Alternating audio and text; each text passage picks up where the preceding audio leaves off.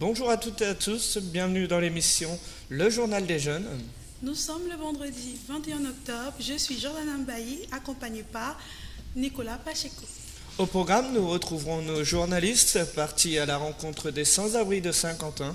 Nous parlerons aussi radio et rap. Mais avant cela, nous évoquerons la réforme des retraites, un sujet qui fait débat depuis plusieurs semaines.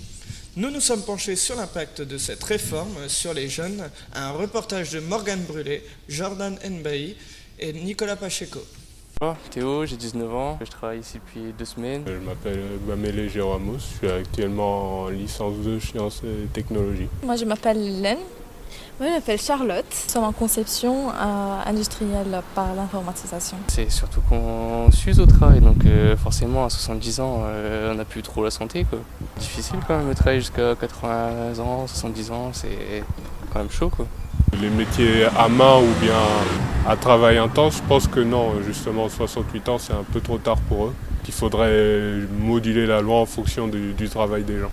Mais après, si c'est bien ou pas bien, il n'y a que l'avenir qui nous le dira, je pense. Je suis pas sûre d'avoir une retraite déjà de base. Il faut faire un peu sa retraite par soi-même. Je pense que de soi-même, mettre de côté, se construire sa retraite. C'est positif et négatif en même temps, tu vois. Parce qu'il y a des personnes qui aimeraient travailler encore plus, qui n'aimeraient pas rester à la maison. Il y a des personnes qui aimeraient vivre, du coup. C'est relatif. Ça dépend des personnes et ce qu'ils veulent faire de leur vie. Je suis secrétaire générale de l'Union locale des syndicats CGT de Saint-Quentin. Je vous reçois dans les locaux de l'Union locale CGT de Saint-Quentin. L'impact de la réforme de retraite sur les jeunes, c'est qu'ils seront amenés à travailler beaucoup plus longtemps que les anciennes générations. Le risque, en fait, c'est d'être mort avant d'atteindre l'âge de la retraite, parce que c'est ça la réalité. C'est ce qu'on dénonce. On dit que c'est pas possible en fait. Être à la retraite à 60 ans, ça permet aussi aux jeunes générations une nouvelle embauche. La retraite à 60 ans, ça permet aux salariés qui a travaillé toute sa vie de profiter de sa fin de vie. Bonjour Monsieur Morgane Brulé. On le voit, cette réforme préoccupe les jeunes. Qu'avez-vous senti sur le terrain ? Alors oui, tout à fait. Sur le terrain, on a pu constater que les jeunes étaient très préoccupés par cette réforme. C'est pour ça qu'eux-mêmes prennent des dispositifs en avance. Il y en a qui prévoient de mettre de l'argent de côté afin de subvenir eux-mêmes à leurs besoins. D'autres prévoient même de développer des projets en parallèle de leurs études ou du travail afin de se sécuriser eux-mêmes.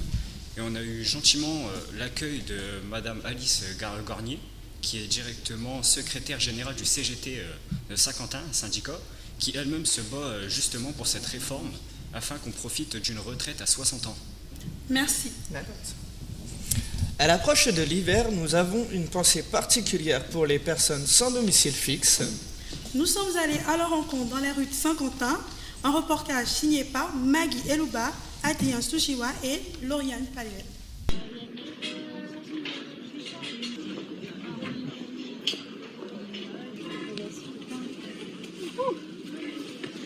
Bonne journée à vous.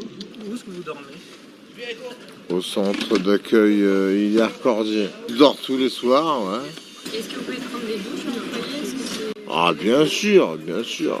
Alors ici, nous sommes au centre d'accueil d'urgence Hilaire-Cordier, donc qui est un centre d'accueil d'urgence pour les hommes qui sont sans domicile fixe à partir de 18 ans. Il n'y a pas de limite d'âge maximale. Alors on peut accueillir 52 personnes, donc on a des places qui sont réservées au 115, donc au numéro vraiment d'urgence. On a des places qui sont réservées à la ville, au CCAS, donc qui nous seront orientées en fait par les travailleurs de la ville de Saint-Quentin, y compris le SAMU social. Et on a aussi des places de stabilisation. Donc ça, c'est des personnes qui nous sont orientées par les assistantes sociales ou des travailleurs sociaux. Quand les hébergés arrivent, nous, on leur fournit un colis alimentaire parce qu'on a un partenariat avec la Banque alimentaire de Saint-Quentin. Donc une fois tous les 15 jours, on va chercher des palettes. Mais après, on leur fournit donc une fois par semaine pour ceux qui n'ont pas de ressources. Et si vraiment ils ont des problèmes, on leur demande d'aller s'inscrire au Resto du Cœur. Adrien, Lauriane et Maggie, dites-nous-en un peu plus sur la manière dont les associations interviennent dans l'accompagnement des sans-abri. Alors oui, il y a par exemple le centre Hilaire-Cordier, qui est un centre d'accueil pour les sans-abri, qui leur offre un endroit où dormir, un endroit où se laver, et également de la nourriture par l'intermédiaire de la banque alimentaire qui envoie des colis alimentaires toutes les 2 semaines. Et il y a aussi le CCAS. Le CCAS qui donc Quand on leur signale la présence de sans-abri dans la rue, appellent le 115 qui les ramène directement au centre Hilaire-Cordier pour leur accorder de l'aide. Et aussi, on peut dire qu'il y a des distributions chaque jour par les associations, comme la Croix-Rouge, les Restos du Cœur, etc. Merci à vous. Merci. La Saint-Quentinoise Radio, c'est une radio locale que certains d'entre vous connaissent, mais connaissez-vous son fondateur, Éric Prévost? Patron à la double casquette, nous sommes partis à sa rencontre. Un reportage réalisé par Gabriel Buir, Marion Valin et Samantha Péco. Situé à Saint-Quentin, Éric Prévost, directeur d'une entreprise informatique, dirige aussi la radio Saint-Quentinoise. Nous avons pu assister à l'enregistrement d'une émission.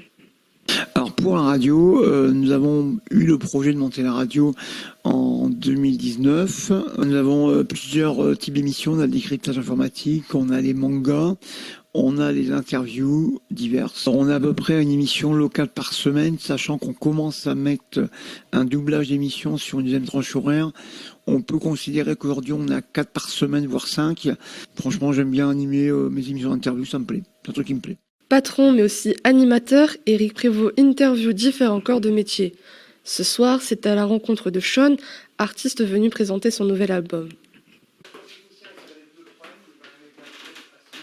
Téléphone portable qui devient ton tuner. Ah le temps, ouais, c'est vrai que c'est doré. On vient faire de la promo tout simplement, on est là pour promotionner un morceau qui est sorti il y a une semaine. C'était cool, c'était un moment super agréable, ça coulait de source. Il n'y avait pas de stress, pas de quoi que ce soit. Retrouvez Éric et les autres animateurs dans leur émission journalière à écouter sans modération sur le site La Saint-Quentinoise. Gabriel Buir, comment vous est venue l'envie de tourner et de dresser le portrait de Monsieur Éric Prévost? Monsieur Éric Prévost a plusieurs corps de métier. Il est directeur, dirigeant et animateur. Il est dirigeant de 2 entreprises, une boutique de réparation informatique et d'une radio locale. Nous avons pu aller sur les lieux afin de découvrir ce métier. Nous avons eu la chance d'être sur les lieux durant une émission interview de Monsieur Éric Prévost, d'avoir le ressenti de son invité ce soir-là. Et on a pu comprendre comment tout cela se passait, tout cela se déroulait et apprendre ainsi les rouages du métier. Donc nous avons choisi ce sujet afin de montrer qu'à Saint-Quentin, nous avons une radio locale. D'accord, merci.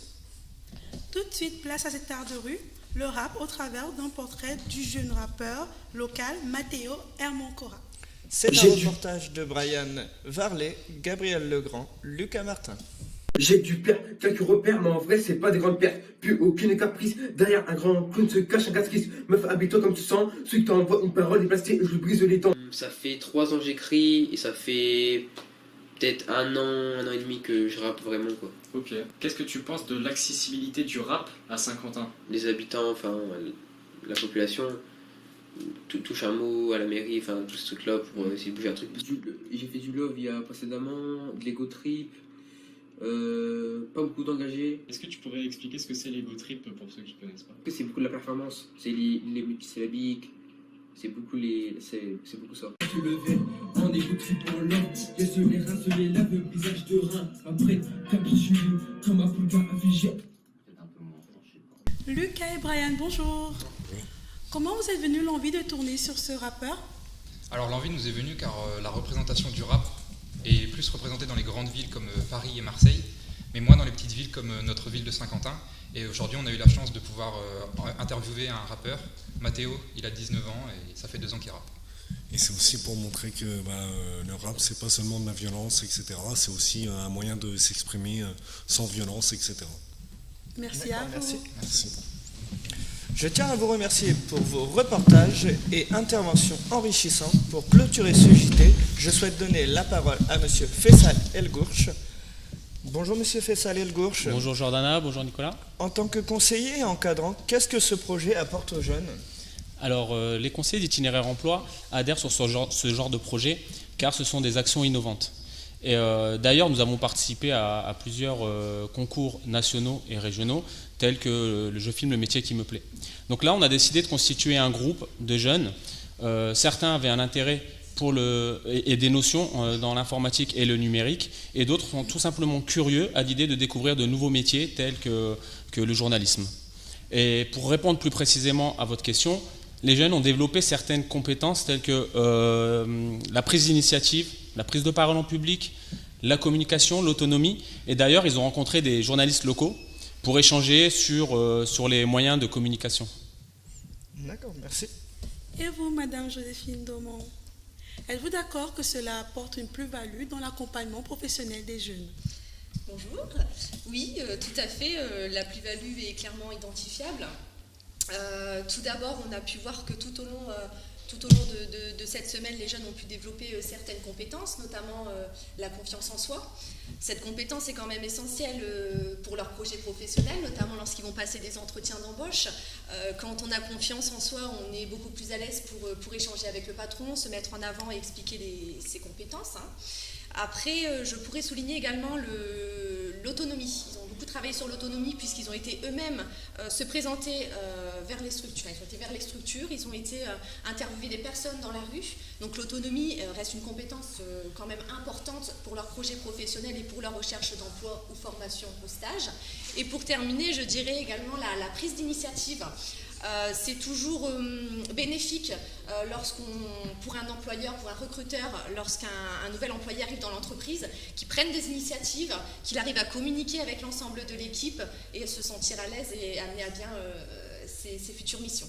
Merci. D'accord, merci. Merci. On vous remercie d'avoir suivi le programme et on vous dit à très bientôt.